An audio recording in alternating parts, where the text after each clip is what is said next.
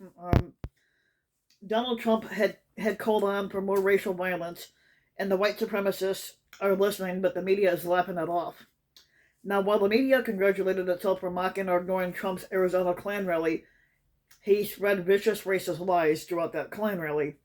Now, Donald Trump is no longer squatter of the United States, but yet he remains a public menace, and to ignore his words and deeds is a critical error. In many ways, Donald Trump continues to be the most dangerous person in America, or all of America, basically, anyway. The Republican Party has become a de facto criminal organization with Donald Trump at the helm. His parent mental pathologies now define the conservative movement, and the coup attempted last January has effectively continued. If Republicans lose another national election, they will likely attempt another coup or engage in other criminal acts of political violence on a significant scale. No significant figure in the Trump regime has been punished for its abundance of criminal acts, including democide, resulting from willful and intentional acts of political negligence during the coronavirus pandemic. On contrary to what many of the hope peddlers, happy pill merchants, and stenographers in the mainstream news media would like you to suggest, there is no significant internal conflict within the Republican Party, even though there is. Donald Trump maintains nearly absolute control of that party. Public opinion research makes clear that Republican voters now view loyalty to Trump as a barometer for what it means to be a real Republican, which the exact opposite. But Trump's followers have also shown themselves increasingly willing to condone, endorse, and even commit acts of political terrorism at his command and in his name. Instead of warning, the public about the danger that Donald Trump is posing and representing, the mainstream news media has continued to default to obsolete habits that were left over from an era of normal politics. If some strategic decision has been made, it appears to be that ignoring the problem and leaning into normalcy and traditional both sides of the Beltway journalism will somehow make Trump and his fascist insurgency disappear, and it has not fucking worked. One important factor that we face here is the perpetual crisis of the age of Trump, made for constant banner headlines and news alerts, and were a bonanza for the mainstream media on numerous levels. Therefore, almost everything Trump did as a squatter was treated as a revelatory moment worth of extensive coverage. Now, a year after Donald Trump's coup attempt and Joe Biden's inauguration, the media increasingly treats Trump as a carnival sideshow, a curiosity, and basically a big-time loser because he's been a loser his whole life. Now, he and his followers are to be mocked and even pitied.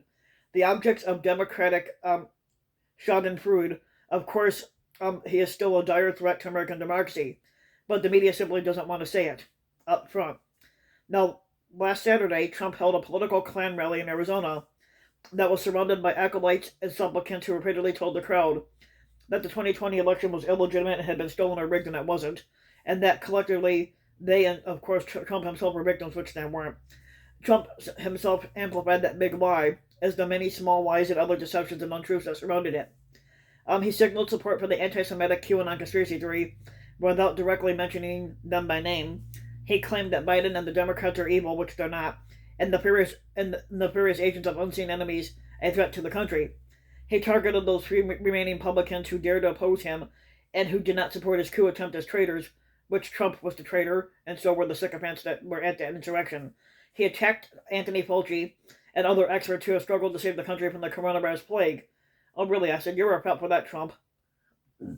No, most notably during his Arizona Klan speech, Trump encouraged racist violence against black and brown people, and this is not an exaggeration. And these were the words he actually said during the Klan speech. The left is now rationing life-saving therapeutics based on race, discriminating against and denigrating white people to determine who lives and who dies. If you're white, you don't get the vaccine, which actually he's wrong about that because I got the vaccine and I'm fucking literally white. And if you're white and you don't get therapeutics, it's unbelievable to think this, and nobody wants this. Black people don't want it, but white people don't want it. Nobody wants it. But in New York State, if you're white, you have to go to the back of the line to get medical health. And think of it, you're white, you go to the back of the line. This race-based medicine is not only anti-American, it's government tyranny in the truest sense of the word. Now, white supremacists and other racial authoritarians and fascists listen closely to Trump's words, and they take it seriously. And this is literally a life and death fucking matter. Um,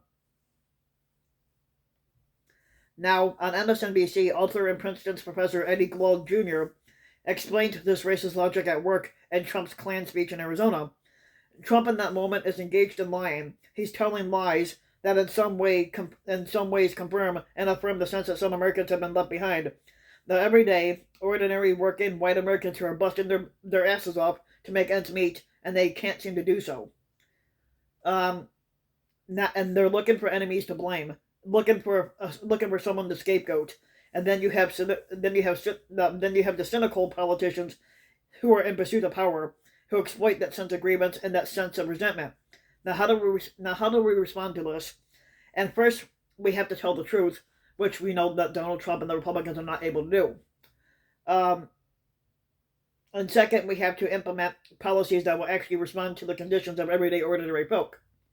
And thirdly, we have to go ahead, irrespective of what Trump and his ilk are planning, and we have to go ahead and try our best to build the multiracial democracy, and we have to work our asses off to actually make that version of democracy a reality, and we're failing on that score, it seems to me, every single fucking day. Donald Trump's call to racist violence is part of a much larger pattern that we're seeing here. It's a larger pattern of the behavior that goes back well before his first squatter wall campaign, and Trump was one of the most prominent advocates of the white supremacist birther conspiracy theory that was directed towards Obama. His 2016 candidacy was endorsed by David Duke, leader of the Ku Klux Klan, and long before he described the white supremacist thugs who rioted in Charlottesville as very fine people, he took out a full-page ad in New York newspapers calling for the execution of 5 innocent black men that were scapegoated in the Central Park 5 rape of that one girl. They were wrongly convicted in the notorious 1989 rape case, and the Trump's family real estate company was sued numerous times in the 1970s for refusing to rent to black people and other non-whites. By virtue of his public and private behavior, Donald Trump has shown himself to be a racist and a white supremacist, and public opinion research has demonstrated that racism and racial resentment are among the principal determinants of political support for Trump. Now, when he was squatter, he installed obvious or likely white supremacists in a number of key policy positions. His closest aide, Stephen Miller, was the most prominent example, but certainly not the only one. And perhaps more important, many of the policies advanced by the Trump regime and the Republican Party were and overtly racist and reflect a white supremacist worldwide view. Trump's 2016 campaign and his 4 years as squatter directly inspired and otherwise encouraged a record increase in hate crimes among the Muslims and Jews. Now, Trump's claims about anti-white discrimination that was related to the COVID-19 pandemic directly channel white supremacist paranoid fantasies of the Great Replacement, in which the white people are somehow targeted for elimination by the non-white immigrants, their Jewish allies, and other white race traitors. Now, how did the mainstream news media respond to Donald Trump's white supremacist threats? For the most part, they remained silent. As the media critic Eric Boehlert wrote on Twitter, this should be the top story for every news outlet in America today, and most are completely ignoring it. Those mainstream outlets that covered the Arizona Klan rally treated the event largely as a spectacle and best understood through the lens of theater or TV criticism instead of a serious political event. The dominant narrative focused on mocking Trump's diminishing crowds, claiming he needs to update his greatest hits, and observations that the Klan rally was tedious and boring because it offered nothing new. In other words, the mainstream media, Trump's Arizona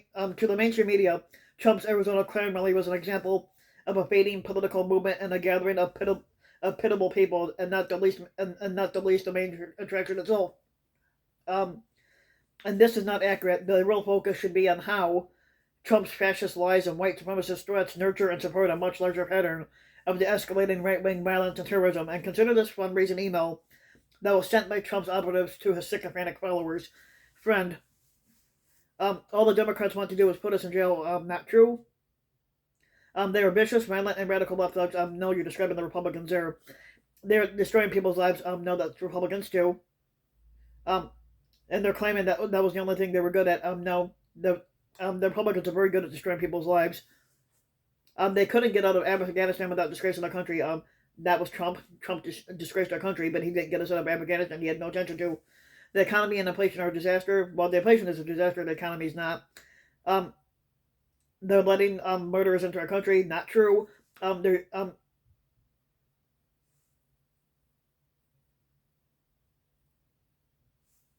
And now, more recently, a fundraising email sent by the Republican National Committee on Trump's behalf made the claim that Joe Biden is destroying America, which, no, that was Trump that destroyed America. Um, Trump has constantly used that slogan, and what's funny about that is that that slogan that he used was first deployed by a Nazi sympathizer back in 1930. Like other fascist leaders, Donald Trump is a political violence entrepreneur. He exploits racism and white supremacy to encourage violence and disorder, and also to attract money and expand his power. The more that Trump and his agents and sycophants encourage violence, the more division, fear, and anxiety is created among his sycophants, and the more money he can raise on it. The spiral of the right-wing violence, framed as preemptive and in self-defense, which it's really not, will continue, and the Republican fascist movement will gather even more momentum in its revolutionary struggle to end America's multiracial experiment in democracy. In a recent essay for The Guardian about the threat of the democratic collapse and civil conflict, Stephen Marche wrote. Sorry, it looks like Marche, but I don't know. He warns that the right has recognized what the left has not, that the system is in a collapse. Obviously the exact opposite. The right doesn't really have a plan, but the only plan they have involves violence and solidarity. They have not even abjured even the Oath Keepers. Now the Democrats, meanwhile, have chosen infighting as their sport, and there will be those who say that the warnings of a new civil war is alarmist. All I can say on this point is that reality has outpaced even the most alarmist predictions. Imagine going back 10 years and explaining that a Republican president would openly support the dictatorship of North Korea. Now, no conspiracy theorist would ever dare to dream of that. Now, anyone who foresaw that dimly, basically, if they foresaw it, it was foresaw dimly. The trends were apparent and their ends were not. Now, does the country have the humility to acknowledge that its old orders are no longer working? Does it have the courage to begin again? As it managed so spectacularly at the birth of its nationhood, the United States requires the boldness to invent a new politic for a new era. It is entirely possible that it might do so, but America is, after all, a country devoted to reinvention. Now, once again, as before, the hope for America is Americans, but it is time to face what the Americans of the 1850s found so difficult to face. The system that we're facing is all broken, along with the line. Siri, the situation is clear, and the choice is basic. We either try to reinvent ourselves or we fall. Back in 1935, Sinclair Lewis's dystopian classic, "It Can't Happen Here," had warned how fascism could take control of American society.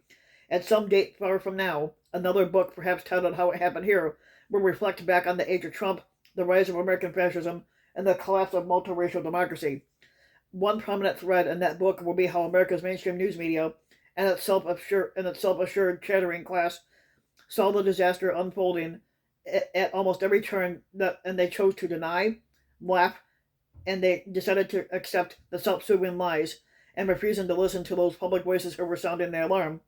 Now, unfortunately, the hope peddlers, stenographers, and other voices that approved public discourse have kept on telling the American people that everything will be okay somehow. Even as the neo-fascist tide threatens to break through the dam and drown everyone, now once the water rises over their heads, they will have no more calming words to fucking offer us. So if you like the video, give the video a like and subscribe to my channel, RBW King, and also hit the notification bell so that you'll be notified when a new video comes out, and thanks for listening.